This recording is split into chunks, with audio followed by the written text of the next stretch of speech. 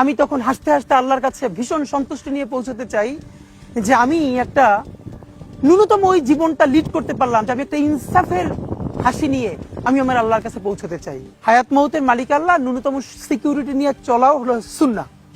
কিন্তু আমাদের লড়াইটা হলো, আমার মা স্বাভাবিকভাবেই কান্নাকাটি করেন, আমার পরিবার সবাই। তো আমি আমার মাকে বলেছি যে দেখো, মানে আমরা যে লড়াই নেমেছি, আমার একটা মনে হয় কি কোনো রাজনীতিবিদের না বাসায় মৃত্যুটা হইতে পারে না, এটা কোনো ভালো মৃত্যু না। যিনি রাজনীতি করেন, যিনি লড়াই করেন, যিনি বিপ্লবী, যিনি সংগ্রামী, তার মৃত্যুটা হবে একটা সংগ্রামের মধ্য দিয়ে, একটা রাজপথে, একটা গ্লোরির মৃত্যু।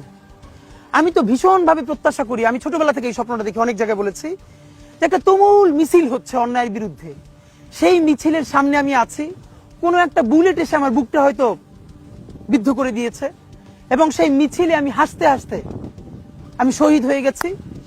এবং সবাই যখন মৃত্যুটাকে ভীষণ ভয় পায়, আমি তখন হাসতে হাসতে আল্লাহর কাছে ভীষণ সন্তুষ্টি নিয়ে পৌঁছতে চাই যে আমি একটা ন্যূনতম ওই জীবনটা লিড করতে পারলাম, যে আমি একটা ইনসাফের হাসি নিয়ে আমি আমার আল্লাহর কাছে পৌঁছতে চাই। সুতরাং আগামী 50 বছর বাঁচলাম, কোনো ইম্প্যাক্ট তৈরি হলো না আমার দিয়ে, দেশের জন্য, রাষ্ট্রের জন্য, উম্মার জন্য, জাতির জন্য। কিন্তু আমি ধরেন 5 বছর বাঁচলাম, সেটার মধ্য দিয়ে যদি আগামী 50 বছরের ইম্প্যাক্ট তৈরি হয়, তাহলে অনেকদিন বেঁচে থাকায় কি সাফল্যের বলেন?